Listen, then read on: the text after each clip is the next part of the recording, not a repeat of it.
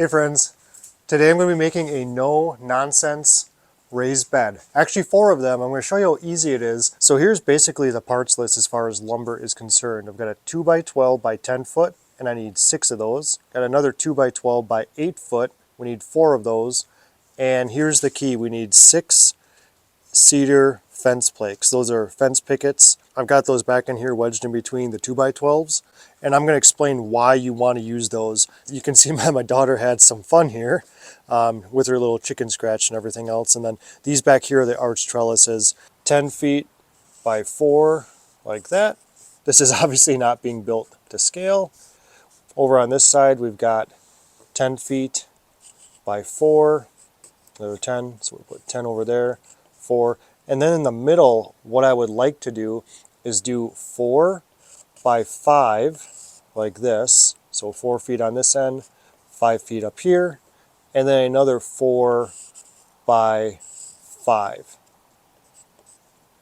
So I've got a 20 by 40 foot garden. Over here is 20 feet. This is the middle section at the 20 foot mark. And then I've got 20 feet to work going that way. People are always telling me how big my garden is, and it's not big, it's just that we grow a lot of crops in a small area using intense planting. And I think that's a big misconception just because we get big harvests each year. Okay, here's the beautiful drawing. So what I plan on doing, let's pretend this is the walking path, which is right here, that divides the garden. You can see these beautiful arches that I drew up here, 4 by 10 garden.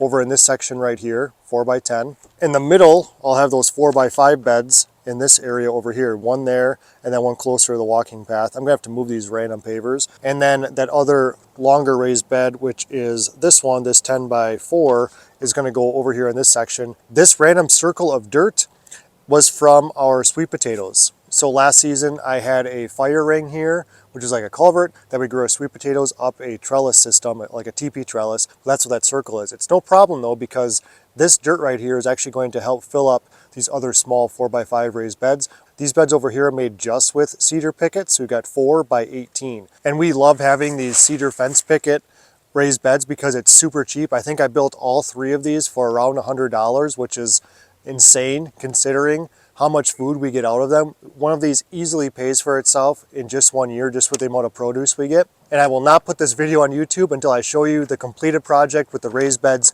all in place. So stay tuned to the end of the video for that. Every time I'm building something, I'm always amazed at how many tools you actually need to do such a simple project. It's like you need your saw, you need your drill, you need your other drill, you need your different bits. You have these screws for that, these screws for this. The list goes on and on. And it's just something basic like this, but once we get set up, this is going to take no time at all. The other thing you want to have are these screws right here. You don't need the exact ones, but they're 3-inch deck screws. And you've got the Torx bit that you'll need on the end. That's really important. These are much more efficient. If you're ever doing anything like chicken coops, building decks, wood sheds, anything exterior, I love these coated screws like this. They are a little pricey, but compared to stainless, they're probably a little cheaper. And the fact that they're so easy to use and they drive in so well, it's going to save you a lot of work in the long run.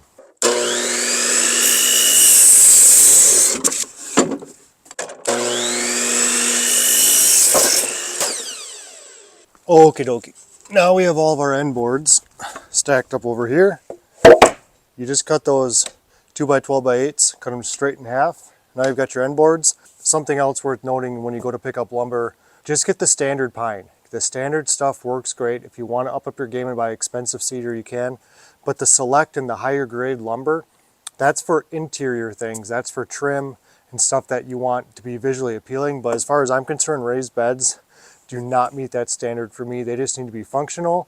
They will look nice if you take your time in squaring them up and putting them in a good location. So before you stick in these 3-inch deck screws that I recommend you use, pre-drill the ends of the long boards. So I just put a straight line on the end of the long pieces, which I'm talking about these pieces here. I'm going to put 4 screws. 1, 2, 3, 4.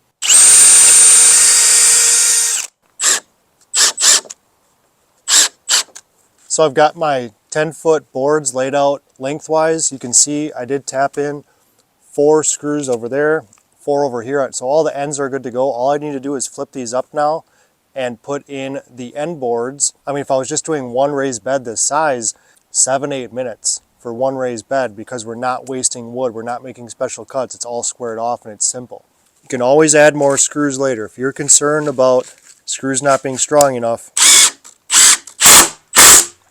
fix that later. You can always add more, you can always take more out. There's one end.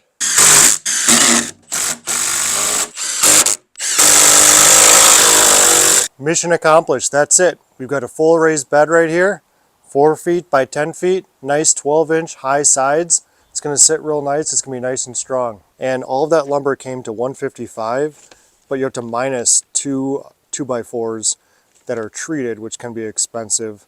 I don't know what those would add up to be, like $10. So the total amount was like $145 for all of the lumber you see over there. That's not bad considering how many raised beds we're gonna have and that it's actually dimensional lumber. The fact that it's less than 1 foot high right here, it means you're not gonna have a lot of side pressure in the raised bed. I'm just gonna have to see how things go. What you can always do is if you notice it start to bowing out a little bit, I've done this before in other raised beds, is you can actually attach a 2x4 underneath the soil, inside there, screw it down, and then screw it down in the center so it's below the soil and you don't see it. And that'll help pull that side to this side and really give it some strength. How am I gonna firm up these corners? Right now, I'm not gonna do anything. These are plenty strong just the way it is. One thing you can do though, if you're concerned about that, well, you have a couple options. You can add more screws, that's obvious. You can do pocket hole screws from this one here going in there.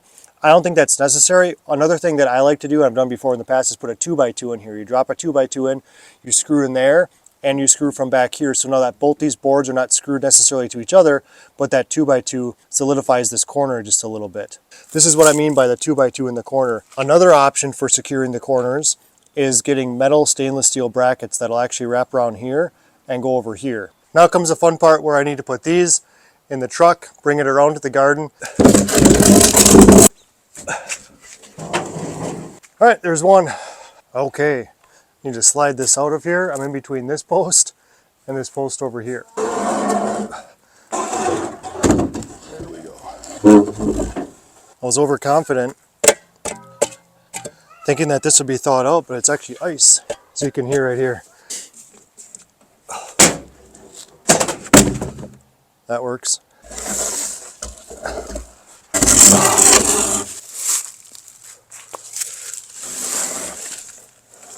I think it looks pretty nice.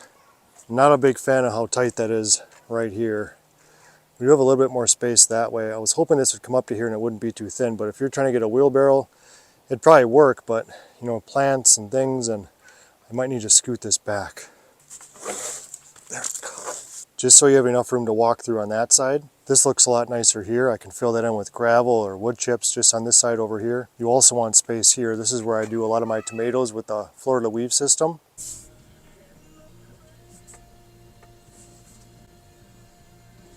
So the method of this madness is to pull this out of the truck bed and drop it on the raised bed that's already there gently, and then it'll give me a surface to slide it across.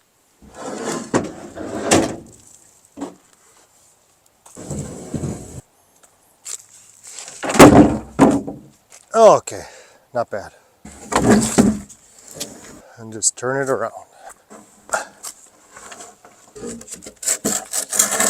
Really make sure we make good use of this space here so it's comfortable for people to walk through. So here it is from a glance. Remember, those are the long boards.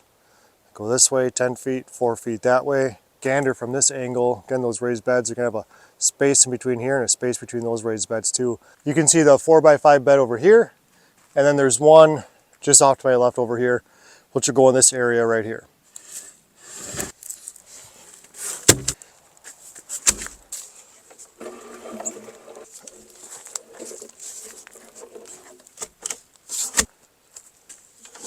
What I try to do is make sure that they're even in between the raised beds. So this smaller one's even to this larger one with the same distance as this smaller one to this larger one. So let's take a little walk through over here. And if we're looking at this walking path, like I said, I'm either going to take these pavers out or move them over slightly so it's more even. The pavers are even between this side of the garden and that side, so it splits it in half better. What I like to try to do is make sure that these are even all the way up. I can see that this one's a little out of place, the corners. And then I'm going to look at this back side over here and try to do the same thing. So if I took a string from this corner all the way up to the corner over there of that longer raised bed back there, should be a perfectly straight line, and these raised beds on the back side here should just be touching that string so they line up. At the same time, I try to make sure that that raised bed is even with this, and so is this one. And if everything goes right, the distance between these two raised beds should take care of themselves if we're doing a good job on that side and that side over there. I'm actually going to use these underneath the raised beds that I just built. The raised beds I built are made out of pine. They're not going to last very long, especially with ground contact. Cedar doesn't completely resist rot. It's not foolproof, but they do resist rot a lot longer than most other types of woods, and it's relatively affordable. The reason why I use these cedar fence pickets instead of furring strips, 1.5-inch furring strips that would fit perfectly underneath these raised beds over here, is because the furring strips were much more expensive. If I were to use the 1x2 furring strips, I would have probably spent 3 times as much money than I did getting these cedar fence pickets. This wood right here is for an outdoor fire pit, but underneath here are tiny little, I wouldn't call them sticks, I'd call them more like limbs, maybe 3/4 inch, I would say, maybe an inch. And what we do is we lay them down to keep this wood off the ground. And the wood is not rotting on the very bottom like you think it would.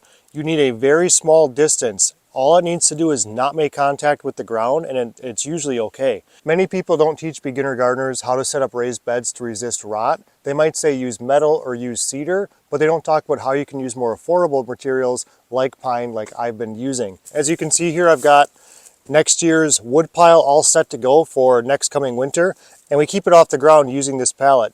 If I didn't cover the top of this wood right here, it'd probably be fine. It's a pain in the butt because you'd have to take snow off of it, but if you keep wood on the ground and it gets on the ground with that moisture underneath there, it has a hard time letting go of the moisture, and basically all of this wood down here would be rotten and you wouldn't want to burn it inside your house. It's basically useless. So to get your raised bed off the ground, obviously it's not going to be off the ground, but you just need a little distance. Just a 1/2 inch is going to make the world of difference to prolonging the life of your pine raised beds. These raised beds used to be in the 20x40 garden, but they were flipped the other way.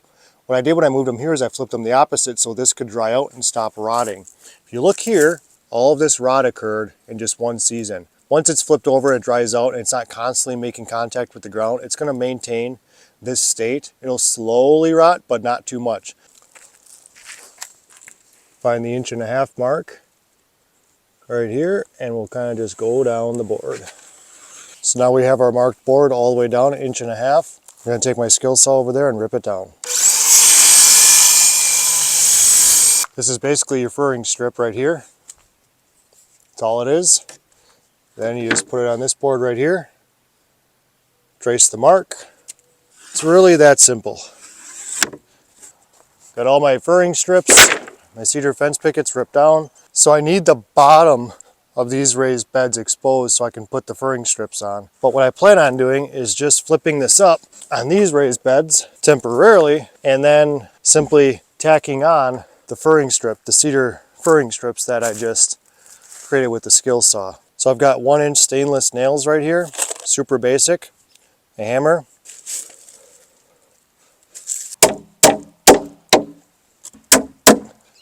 Cedar is such a nice product to work with.